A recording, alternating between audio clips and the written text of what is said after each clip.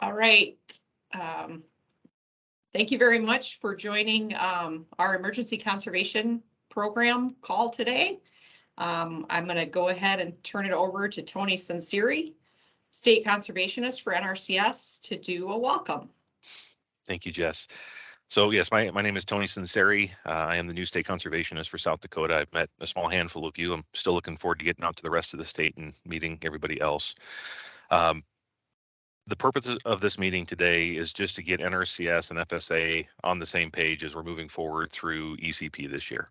We're going to have a number of signups, and we're just looking forward to having as much collaboration between the two agencies as we possibly can, and that's why we brought this meeting together. I'm sorry to see that Mr. Dick isn't here today. It'd be great for him to say a couple words too, but I know that in our meeting that we had just last week, that he has the same goal as I do. We want to work together really well. We want to try to be as transparent with each other as we can and collaborate in every opportunity that we can. So this is about communication.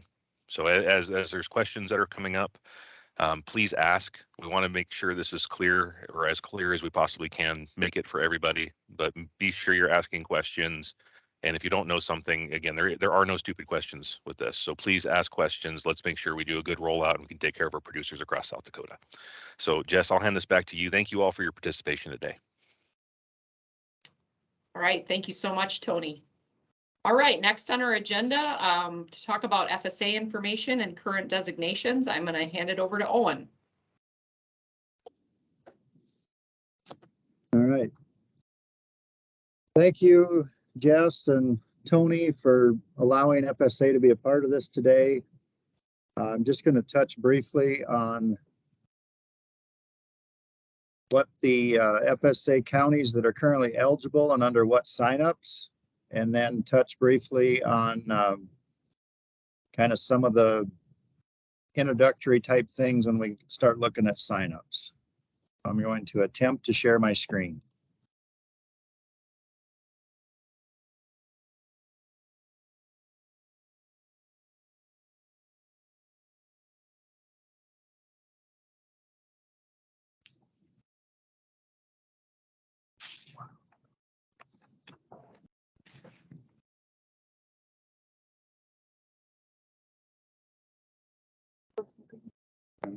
It's just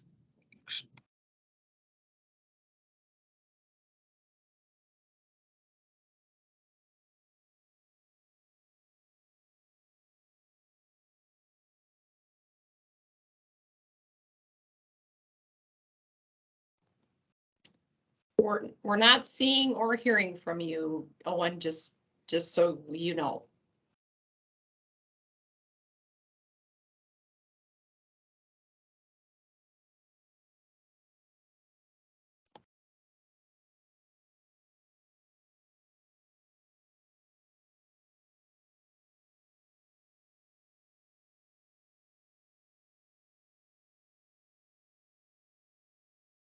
how about now? We can see you. Yes. All right, it's really slow here, so just bear with me.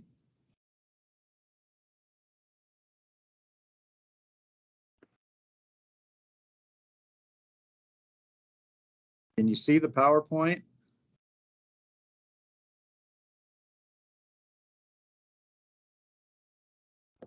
I'm not seeing it yet.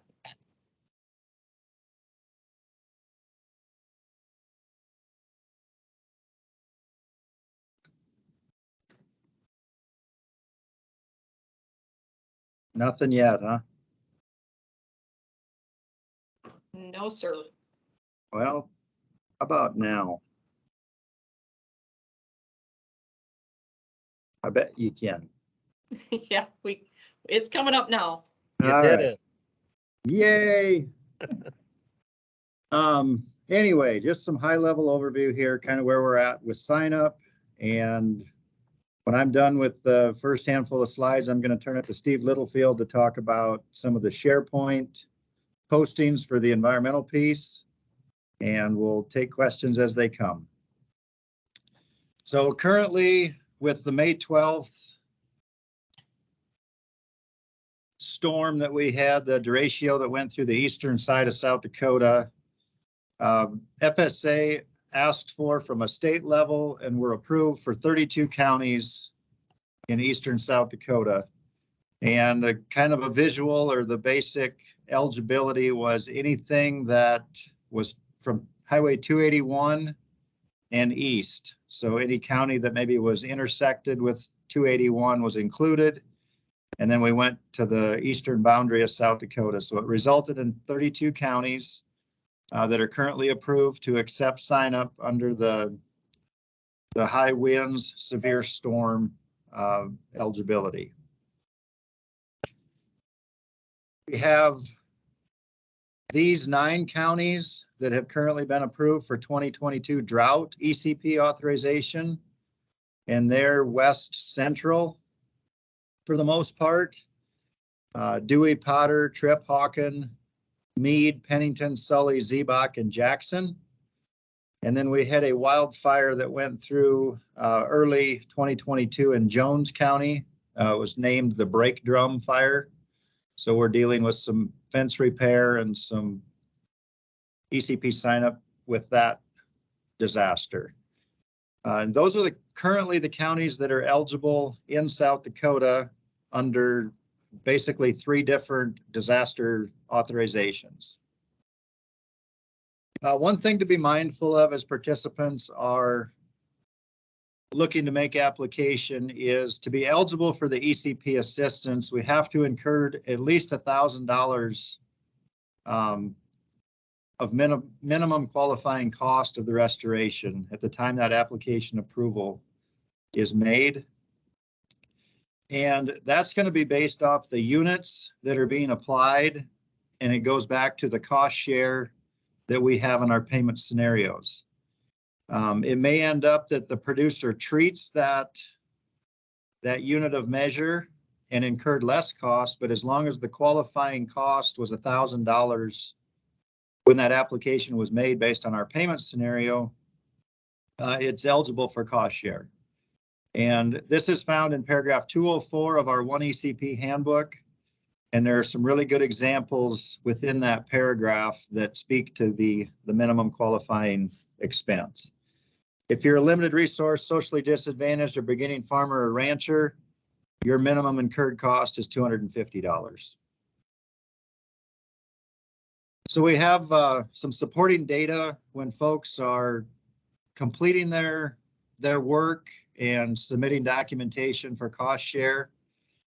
We can use invoices, canceled checks, paid receipts, things of that nature to document and verify that the practice was completed, that they had applied upon.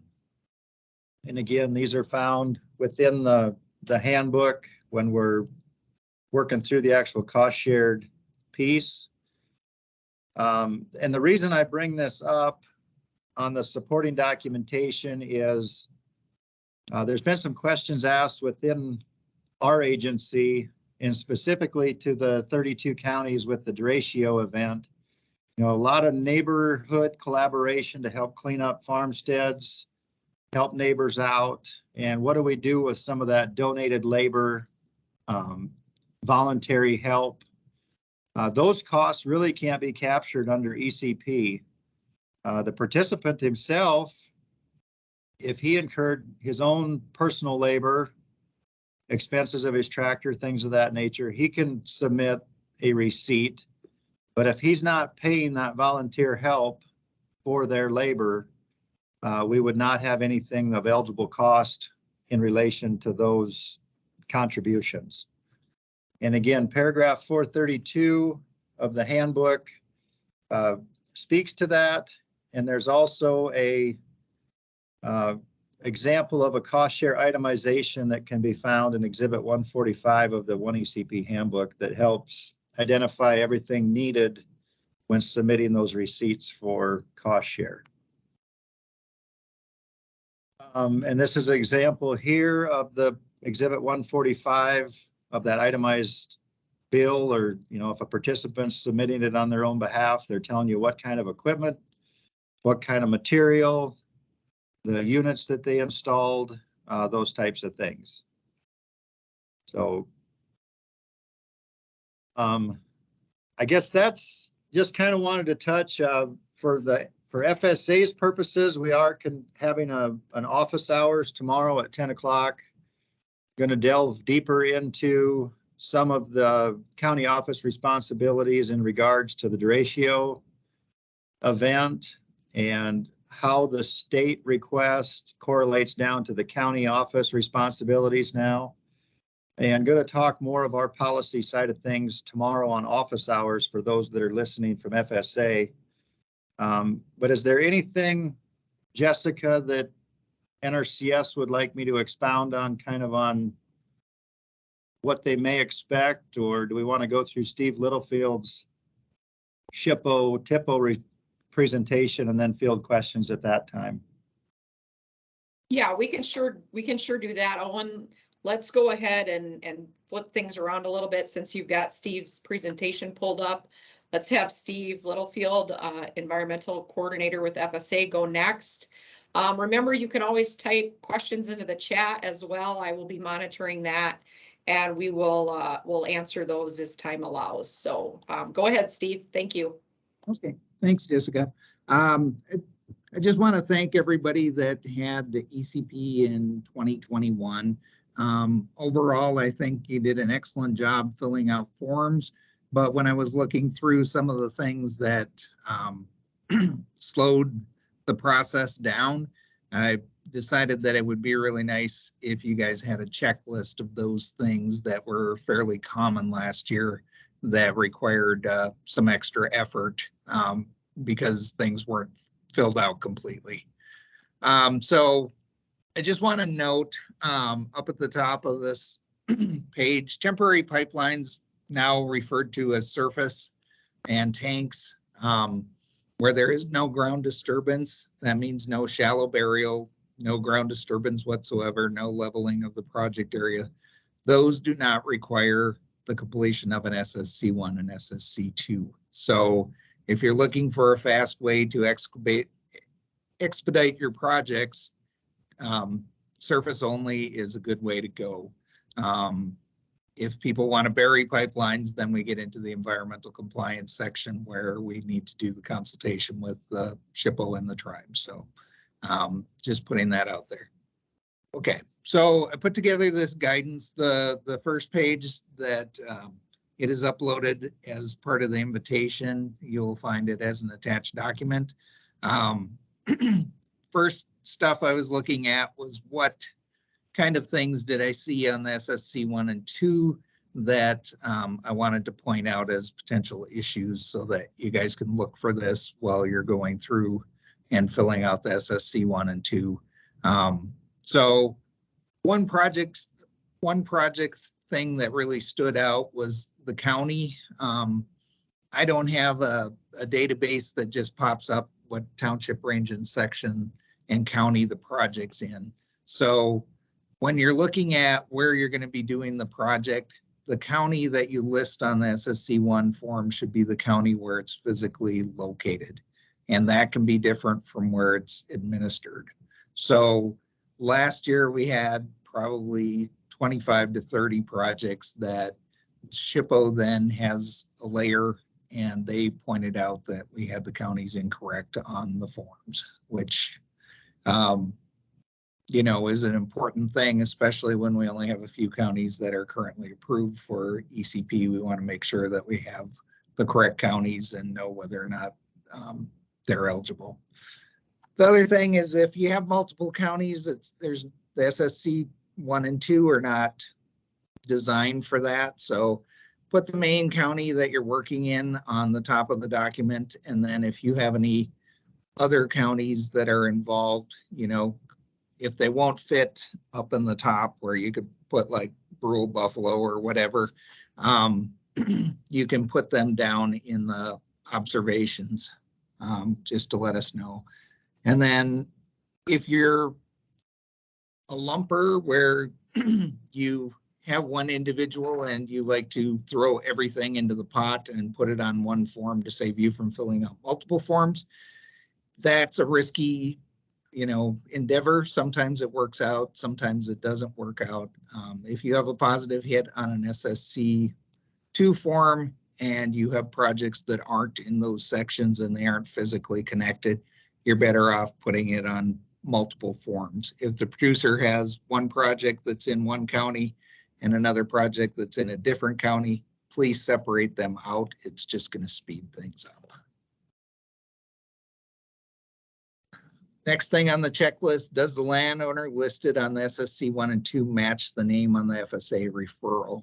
We've had a lot last year where, and I'll mention this on the SharePoint, where the name that's on the SSC 1 and SSC 2 and the name that was then entered in the SharePoint site have nothing in common. They do not match at all. And I'll talk about that more in the SSC when we talk about the SharePoint site. But if you could please double check that you're using the same name that on the NRCS side as FSA is using for that project, it'll certainly, limit the confusion.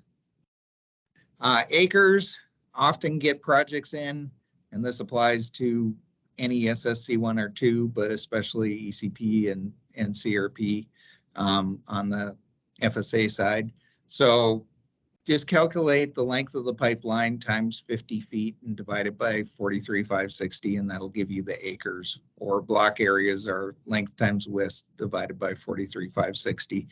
And if you have problems with that, let us know, but it should be pretty straightforward, and that will give you your acres. The acres that we're looking for are not the acres of the planning unit. We're looking for the acres of the area that was walked. That's why it's length times 50 feet, which gives you 25 feet on either side of the pipeline to adjust for rock or other obstructions. So next checkbox is, does the legal description on the SSC 1 and 2 form, maps, and arm search match? When completing the SSC 1 and 2 sections in the same township, okay, well, we'll go back to the first thing first. The legal description, one of the problems that we run into is people just transpose numbers. So if you have it printed on the map, what the township range and section is and the arm search, you just want to double check that they all match. That way we don't have to come back to you and say, the range is wrong, the section is wrong.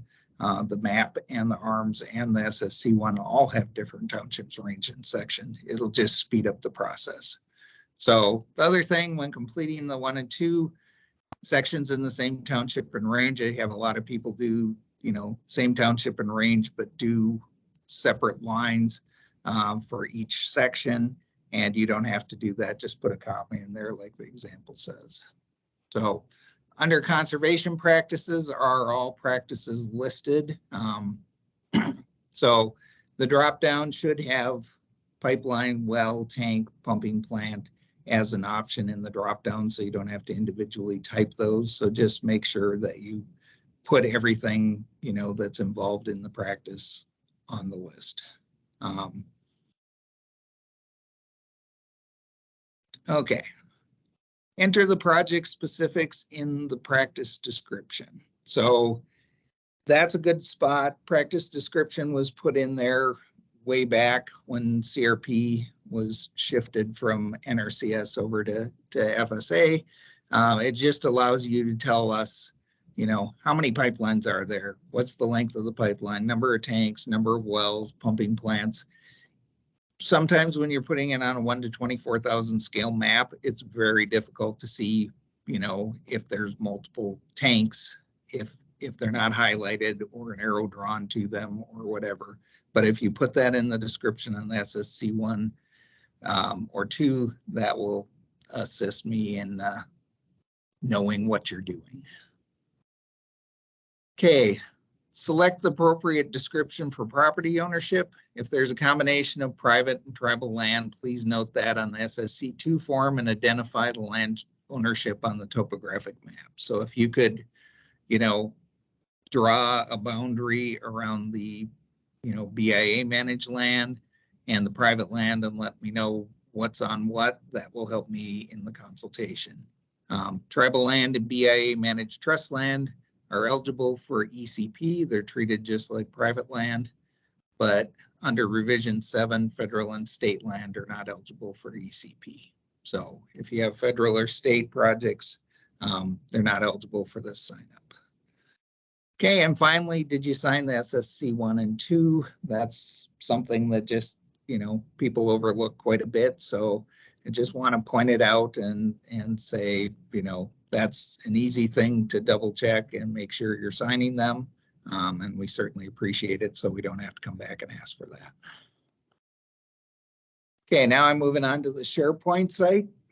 And we've also added to the invitation an attachment, and that attachment has the instructions for using SharePoint site. So if you have a new county or you're new to the agency and haven't used the SharePoint site, please refer to that guide. It has the current address for you to use, and I believe everyone should have permissions. So if you don't, please contact me. So scan all of your documents into one PDF before uploading. And I would suggest this for all projects, both for NRCS or FSA that you're sending to the Cultural Resource Specialist or SEC. If you send me 10 documents that are separate, I have to open and I have to save 10 documents and I have to name 10 documents. So if you would scan them all to one single document so that I can sort it within that document, it's going to save just a monumental amount of time. So we'd certainly appreciate that. And now I'm going back to what I mentioned on the SSC 1 and 2. Please make sure that the name of the applicant listed on the 1 and 2 is the same as the name entered into the SharePoint 1 USDA portal. So if we get one into this office, we're not working in your county, we don't know your producers, so we don't know that Joe Smith that's listed on the SSC 1 is the same as Broken Foot Cattle Company, the name listed on the SharePoint. We don't know who they are. So the difference makes the reviewer question if the right form was uploaded to the SharePoint, it's going to delay project review. So if you have multiple names that you want to have listed on there, use the one that's on the SSC2 as the first one, put a comma, and then put Broken Foot Cattle Company here. So please just be aware that if you're using different names, it's definitely going to cause confusion and it's going to slow things up. The project location or scope of work changes after the project has been submitted to FSA for review. Please do not use the same project number for the next NRCS SSC 1 and 2. And I know this is different than the process that Paige is using where she wants you to use the same number. The reason I don't want you to use the same number is because in SharePoint, it's just going to, mess things up. We have a process in SharePoint where when you send something in and myself or the folks that are helping me with the reviews pull the documents, we mark them as under review. And then when it goes to SHPO, we mark it as sent to SHPO and then SHPO response. If there's a SHPO response in there already and you send in a new form, it's going to change it back to under review. And then it's just going to, we're starting over. So if you can keep them separate and treat them like a new project and just include the information that is different than the original, because if we've already got concurrence on, 4 miles on the pipeline and you have, a 500-foot change, we only need to consult on that 500-foot change as long as we already have the SHPO concurrence. So when entering a new form into SharePoint USDA portal, the date of the form is submitted is the date that you enter into the information, or you enter the information on SharePoint. So when it says date entered, you put today's date. We had a county last year that put about 10 projects in and backdated them to the date that the form was filled out. And the problem with that is that we're sorting in the database from the newest to the oldest, and we're kind of going in order. Last year we were doing real well in the early months of ECP where we were getting 5, 10, 15, 20 projects a week, but we had a couple weeks where it was 100 projects, 80 projects, 70 projects. And, you know, it was several years worth of worth of work. So when we get into those type of numbers, we just go in, we sort it and see if it's been switched to under review. And then the next one that hasn't been switched under review is the next one that gets pulled. So if you backdate things, you know, I won't catch it until I have some free time to go back and see if there's any, you know, projects that are missing that under review. So just use the date that you put into it, and we won't have any, hopefully have any lost projects that way.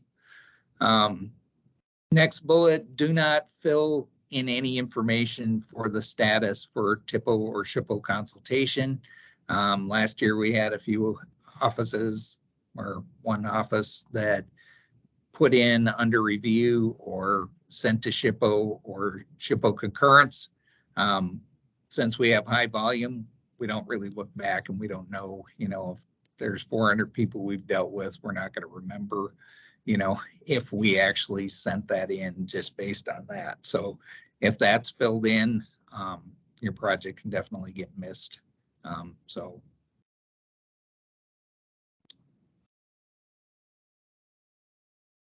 that is it for what I have. Any questions on filling out the forms or using SharePoint for ECP?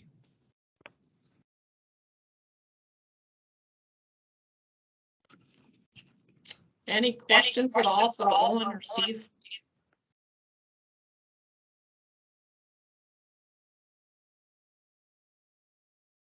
It doesn't look like there's any in the chat at this time, guys, so we'll just hold and see if we have any more questions for you guys at the end.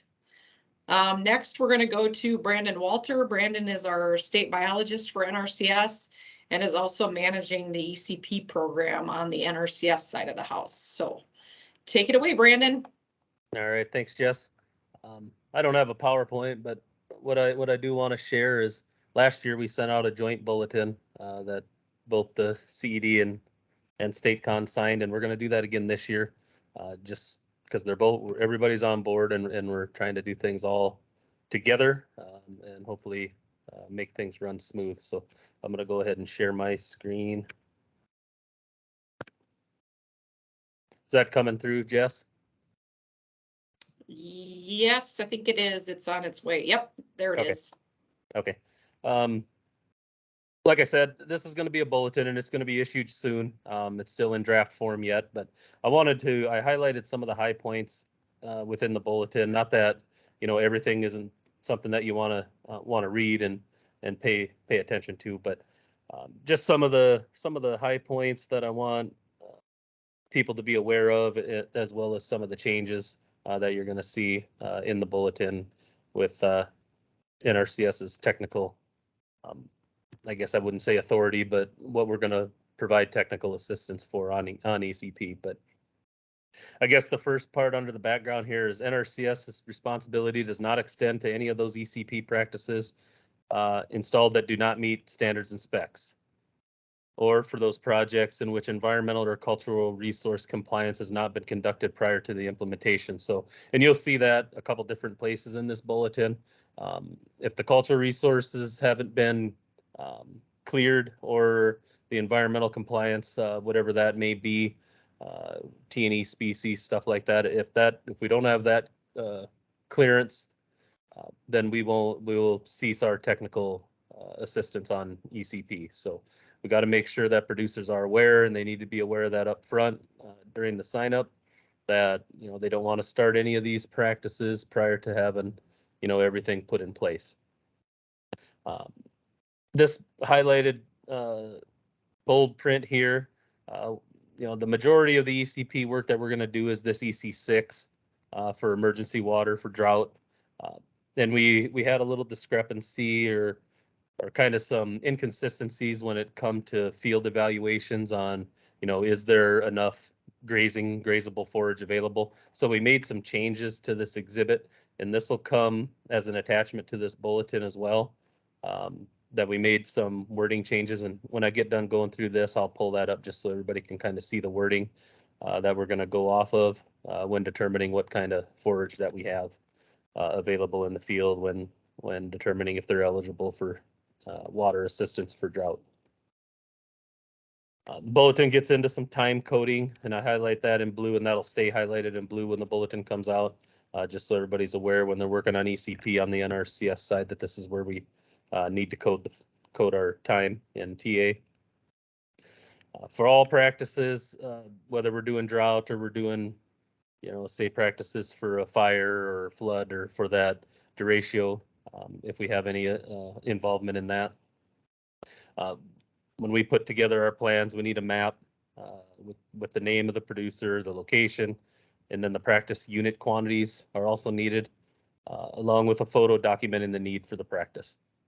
And then NRCS will also complete the 52 up and through section 0 or section O, as well as the culture resource via the SSC 1 or 2, which Steve kind of explained that process.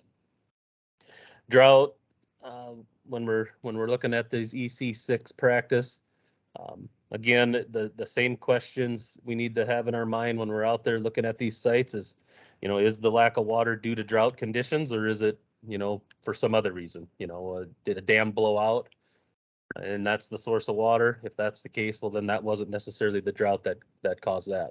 So we need to look at it from that standpoint. Is there grazable forage remaining in the grazing unit? Was there a previous water source present, or is it just a participant coming in, seeing an easy way to get some water? So we got to make sure that there was a previous source and that it did fail due to the drought. And would the water source have been adequate prior to the drought conditions? So again, if there needs to be a present water source, and did it fail due to the drought? For other practices, like fire or flooding or something like that, when we're looking at different structures, is the structure failing due to the disaster, or again, is it just failing because of lack of maintenance? Them are all things we need to keep in mind when we're out in the field taking a look at that stuff. Environmental compliance, again, I just want to point out in this bullet point here, in cases where a project has been started prior to the completion of the environmental compliance review, the NRCS environmental compliance assistance will be terminated. So if he's already started the project, then we're going to back away. And the same holds true with culture resources. I highlighted here will also include, Steve provided me last year with this list of FSA culture resources undertaking list.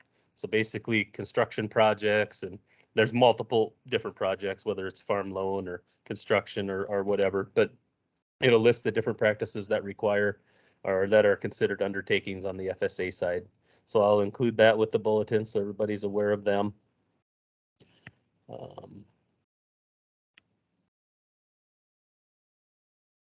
Again, along with the environmental compliance, where we're going to cease our assistance in cases where a project was started prior to culture resource compliance, the NRCS culture resources assistance will typically be terminated. After the fact surveys are not in concurrence with NRCS policy.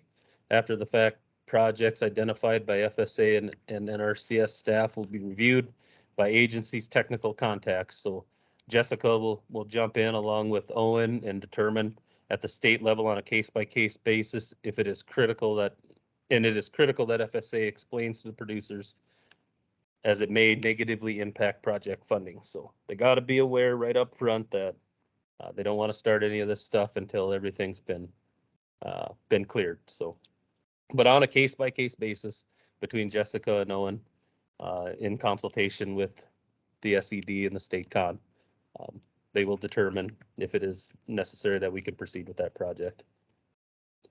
We also had a discussion in our prior meeting last week on where NRCS is going to have technical responsibility, and there will be, that hasn't been formally put down on paper yet, but it will be. But basically what we discussed is FSA would like to continue with the assistance that we had under the prior memorandum. So we will still be providing technical assistance on your EC2, EC4, EC6, and EC8 windbreaks and farmstead shelter belt emergencies. And again, where I see the most stuff will be under the EC6, but with this derecho, obviously a lot of the stuff's, debris removal, debris cleanup and all that which, as you'll see under EC1, is something that FSA has technical responsibility. But we also had a lot of shelter belts and tree belts get, destroyed and whatnot, and we would provide the technical assistance on some of that. So we may see some workload when it comes to this derecho emergency. No practices will be certified by NRCS staff when the practice was completed prior to NRCS planning. So if we haven't been out there and something's been completed, we're not gonna certify that practice. Drought practices, all permanent practices installed under ECP are certified by the producers as being installed according to specs and then submitted to FSA. NRCS will spot check 5 to 10% of all designed and applied. NRCS will not spot check a practice if construction was initiated prior to having a completed design. And then for practices not permanently installed, such as above ground or temporary pipelines and tanks, the NRCS will determine the needs and the quantities needed, but we will not complete a design on them. Producers will then certify completion to FSA. Here's a little bit of a change due to the way the payment scenarios, FSA has went to payment scenarios for ECP. But what we do encourage for all these ECP practices is just to have the NRCS and FSA at the county level, sit down, conduct a meeting so everybody's on the same page on how to work through these signups and work together on getting things done. Upon completing the field review, NRCS will at a minimum provide a photo of the existing water source to document the need for the practice requested, a map identifying the name, location, and practice unit quantities needed. In the past, we've needed to provide a cost estimate. We don't need to do that. I see I got a spelling error there, but a cost estimate for the project's no longer needed as FSA is now using practice payment scenarios within the software. Therefore, we don't need to estimate cost, but we do need to estimate quantities. So we don't need to complete an 1155 for ECP work. All we need to do is have a conservation plan that shows the quantities needed, whether that's gallons or feet or whatever case may be. We also have implementation requirements, or formerly known as job sheets. They'll also document the quantities needed for the plan practices on there. But again, we don't need to have cost estimates. All environmental evaluations will be completed prior to requesting funds. This includes the need to complete the 52 through section 0, as well as the appropriate culture resources. For practices approved for funding by FSA, NRCS will provide a conservation plan developed in desktop. Additionally, NRCS will complete any engineered designs on permanent practices and will provide copies to both FSA and the producer. And that's basically what I wanted to go through on the bulletin aspect of things. Let me pull up the inspection report. And you'll note we didn't make a lot of changes to this, but this will come out as an attachment as well. But under this grass conditions, we're now going to have a status of either vegetation's not available and be poor. We have some grass available or grazing available and good cover exists for good condition. But you'll see under the note, the technical determination of grass condition will be completed by NRCS field office staff or assigned TSP. And then the following parameters have been set to determine what is good, fair, and poor. So the NRCS staff will utilize the grazing stick to determine grass condition upon site visit at the time of the request. This will be completed by taking 10 representative samples across the entire unit or paddock and calculating an average of all 10 points. And then again, we're just going to use the length that you're measuring on that stick. So it's not anything that has to be, scientific. It's just, are you above 8 inches? If you are, you're good on the average. If you're 4 to 8 inches, you're fair. If you're below 4 inches, then it's poor condition. So it kind of takes some of the subjectability out of it that we've had in the past of, is there 90% forage or is there not 90% forage? It's just kind of how the wording was before. Now it's, do you have the height or do you not have the height? And this is at the time of the site visit. So this will be the new evaluation or on-site inspection report for practice EC6. And for those of you, I guess, oops, I don't need to close that. Those of you that aren't aware of the list of cultural resources, I can just pull this up, but this will also, I'll include this as an attachment to this bulletin as well.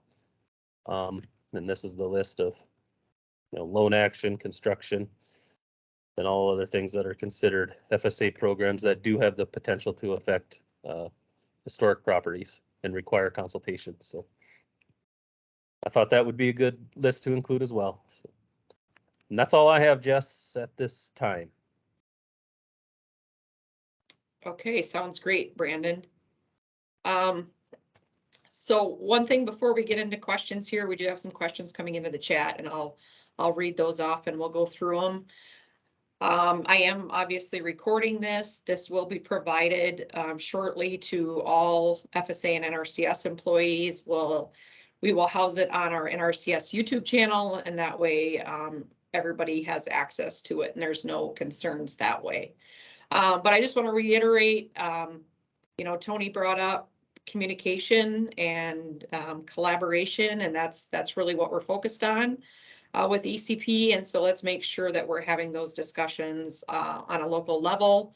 Like Brandon said in the bulletin, make sure you, as you're getting these applications in, to set up maybe a meeting amongst staff and make sure you're all on the same page. So with that, we're going to jump into questions. We do also have Dana Edwards, who's the acting state conservation engineer with NRCS. He's also on the call and is willing to help in answering questions. Is there anything that you wanted to add, Dana, before we jump into questions? No, Jessica, one of the hardest things that we have is for the technical specialists is just managing that workload. And we understand the emergency situation, all that, but so that's one of the things we struggle with yet, and appreciate any recommendations, advice, how we can handle that better. We have people that are multi-county, half of our area, maybe a specialist, 10 counties, and we get referrals from all those, and it's just how we do our work and what order we do our work in, and that's always a struggle. So that's one of the things I look for, is how we can do it better, I guess. I know we've got some questions here. One of them I've been asked about too is, and you can follow up if you want to start the questions now, Jessica. I'll ask this one right off the bat, because maybe somebody can fill us in on who we're going to do 5 to 10%, I guess it says, of the spot checks. Who is providing that list, or how do we do that, I guess?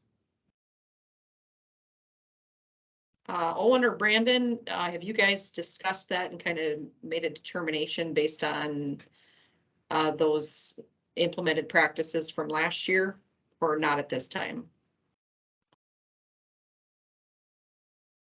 I have not discussed it with Owen. Yeah, I concur. Okay, sounds like that will be on our to-do list, Dana, to figure out how we're gonna come up with those spot check practices. When we're still trying to complete some of the designs yet, even, and then we see another task coming, so just trying to stay ahead of the ball a little bit. I'll turn it back over to you, Jessica, for the rest of the questions if you want to ask them. And sure, sounds good. Thanks, Dana. And we will, Owen and Brandon and I will have a discussion about how best to handle those spot check numbers. Okay, first question is NRCS supposed to determine if damage to a structure was due to the derecho or a lack of maintenance?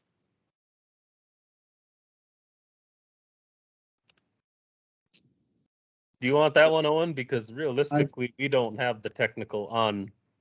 That's correct. So I guess I think that's a kind of a twofold question. Number one, is that structure did the derecho blow the debris into the adjacent field or scattered around the farmstead that has direct interference with the farming operation, regardless of the lack of maintenance or the condition of that building prior to the derecho coming through, we're just doing debris removal. So if it's resulting from that debris, it would be eligible under the EC1 practice, and we would move forward with that. The lack of maintenance, I don't think, is a factor. I mean, even if it's a dilapidated barn and the derecho move that debris around to make it to interfere with the normal farming operation, it would still qualify for debris removal under the ECP program. Yes, and just to reiterate, that would be FSA's responsibility to make that determination. NRCS would not be required to provide technical assistance in that case. That's correct. Okay, thank you. Next question. For EC8, when replacing trees, will this be replacing entire windbreaks, filling in areas, or a combination of both? And I'm going to guess that it's going to depend on the circumstances of that particular shelter belt. Yeah, and I can speak to the practice as a whole on how it's listed in our policy manual, but it's to restore or replace field windbreaks or farm fed shelter belts. So, I think the easy answer is it could be a combination of both, depending on the type and kind of damage and what's needed on that. The caveat or the asterisk to that is if that current shelter belt is under CRP, we would capture that under the CRP policy for that restoration measures versus the ECP program. I guess I'd just like to interject too for Zach is that, we're not looking at, it's an emergency measure, right? It's not for shelter belts that are old and dilapidated to begin with that we're going to go ahead and replace the entire windbreak because, but say for instance, the tornado went through, 50 feet of it, right? And tore up 50 feet of the trees, that doesn't mean we're going to replace the entire shelter belt under ECP. So I just want to reiterate that. Yeah, good point, Brandon. Okay, next question. Just to verify, producers will certify completion and a spot check will be done. NRCS does not have to go look at each project to verify it is completed as designed.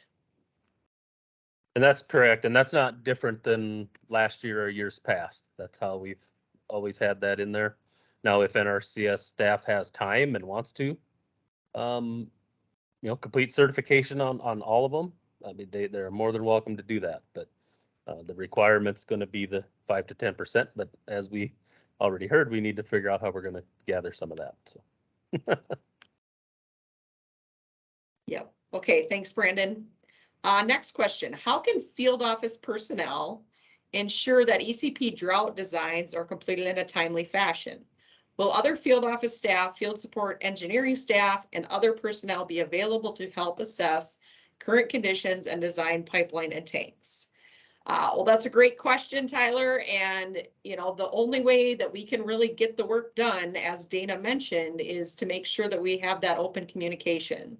So if you are in an office, where you need additional support, my first suggestion, of course, is to talk to your resource unit conservationist, who will work with area staff to get you the additional staff that you need, and communicate those situations to your supervisor and have them work through getting additional staff there. It's really the only way we can accomplish it. And we are, kind of short staffed on the engineering side, especially right now with NRCS. So we'll have to work through those situations as best as possible.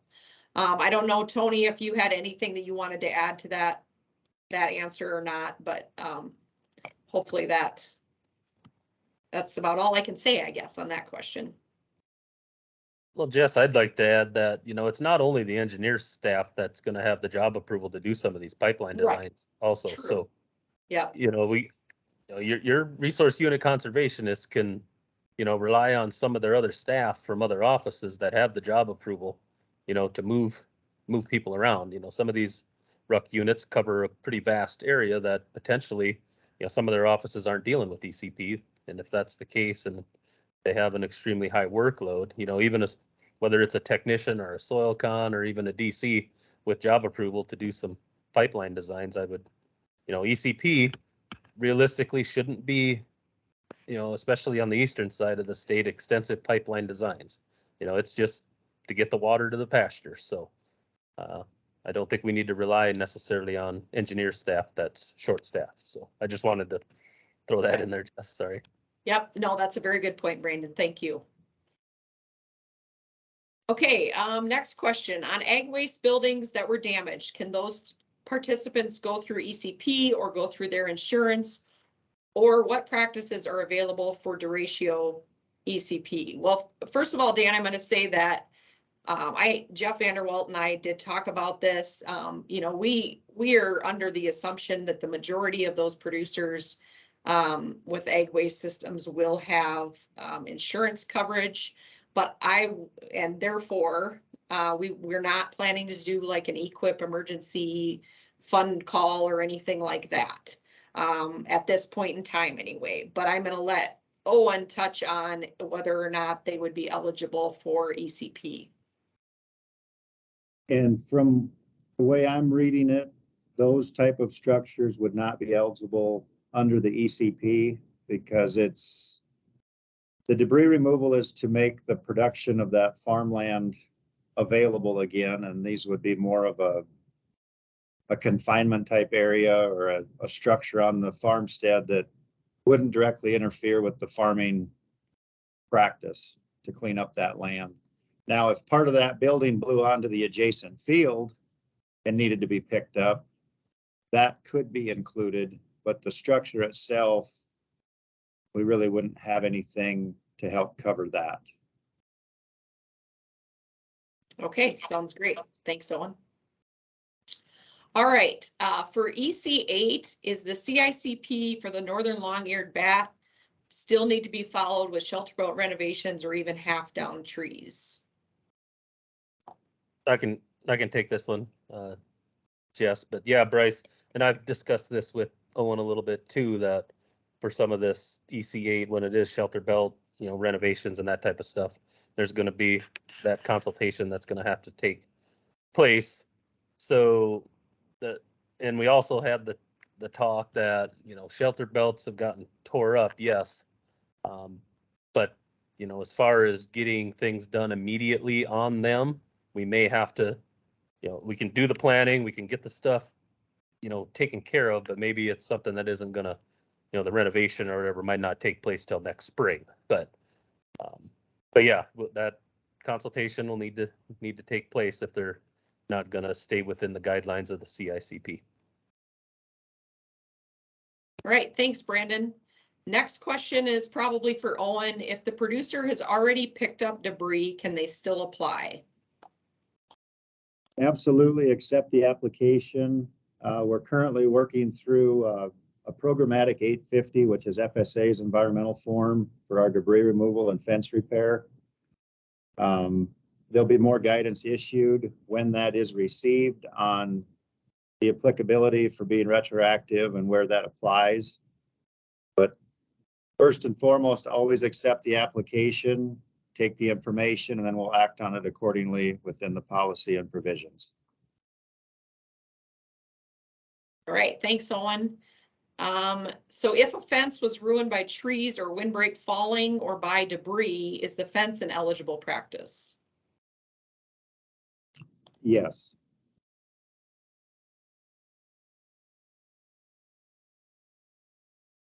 Okay. Yes. It didn't come through. Yep, it came through. Yes, it would be eligible. Okay, and the final question I'm seeing in the chat right now is please address SHPO-TIPO consult requirements for previous windbreaks. Is there a time limit on how long the consult remains valid? In general, if you have the documentation that shows that SHPO and TIPO consultation have been done, it does not expire. If something is changed in policy where you're within a reservation boundaries and the tribe has passed a new ordinance with additional requirements, then we may need to revisit the consultation on that. It really comes down to, you know, what are we doing within those windbreaks? Are we within that area that was previously covered? And for FSA, as Brandon was talking about, our list of what undertakings are, replanting of bare root or trees with root balls of less than 1 gallon are not considered an undertaking on the FSA side. So those would not need to be looked at for planting back within those areas or even adjacent to them. But, you know, if in doubt, reach out and ask the question directly, each situation. But if you have the documentation and you're not going in and doing a massive renovation where you're pulling out root balls and things like that, that documentation will cover the replantings. Okay, sounds great. Thanks, Steve. We did have another question come in, and Owen, you can probably touch on this and then maybe talk a little bit about extensions. What is the time frame to have the work completed for these practices? So in all of our approvals under any EC practice, the initial approval is good for 6 months. Drought, the second extension has been delegated to the district director as a state office representative, and they are good for another 4 months. So total of 10 months on a drought practice. All other practices can do the initial 6 months and then a 6-month approval past that. So anything outside of those timeframes would need a DAFB approval for any further extensions. And, you know, we're currently entering into those timelines on 2021 approved practices and looking at some extensions from DAF beyond that. And it's, you know, we know the supply shortage, the lack of contractors, conditions on the ground through the winter months, you know, all those are valid factors for applying for those extensions. But we do need to evaluate as we go that there is still that need for that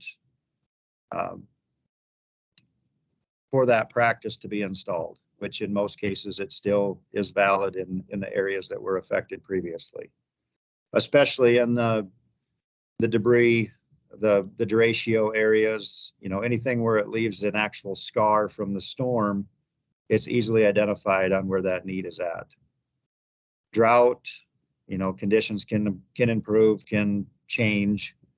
So we just need to be mindful as we move forward. And so are you saying you're looking at those on a case-by-case basis, Owen?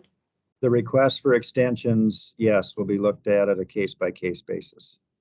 Okay, thank you. Another question, is there any time frame on an answer back with the work started prior issue? Very few have not started some work, and to request a sign-up window to only have folks be told that doesn't qualify does not make sense. As soon as we get the response back, I've been communicating daily with them to get the programmatic 850 in place. Again, take the application. We understand producers had to go out there, make decisions, do cleanup to continue with the short window that we have for the end of the planting period. Again, get the information and we'll act on it when we can provide those answers. But to say it's tomorrow, I can't speak because I'm not the one making that decision on approving that programmatic 850. But we're working as hard as we can and as fast as we can to provide those answers. Okay, and then another question, will there be early start waivers? I think, Dale, that Owen basically just touched on that. It's, you know, there's really no early start waivers. It's whether or not they get approval for them to, for those activities to qualify, unless you're talking about drought conditions.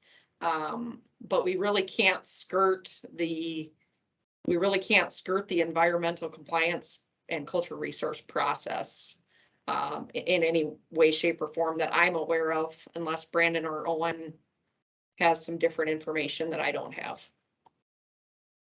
No, you're correct, Jessica. Okay, Jessica, I did, SED Steve Dick did have an opportunity to join us here late, and he would maybe have some closing comments if there's still some time. that would be perfect. We'll turn it over to Steve. And I will get the recording out as soon as possible. Thank you, Jessica. Thank you, everyone, for being on this call. I apologize for joining you guys late, but I think just to echo what I think Tony had said earlier is that we need to collaborate and work together on this so we can get the support out for the producers in a very timely fashion. So thank you, everyone, for your efforts on this. All right, thanks, Steve, and we will close for today. Make sure you contact Brandon, Owen, myself, Steve, Dana, if you have any questions related to ECP, and we'll point you in the right direction. Again, I'll send this recording out to all FSA and NRCS employees. Thank you for your cooperation and your collaboration on these efforts, and hope you all have a great rest of your week and a wonderful Memorial Day weekend.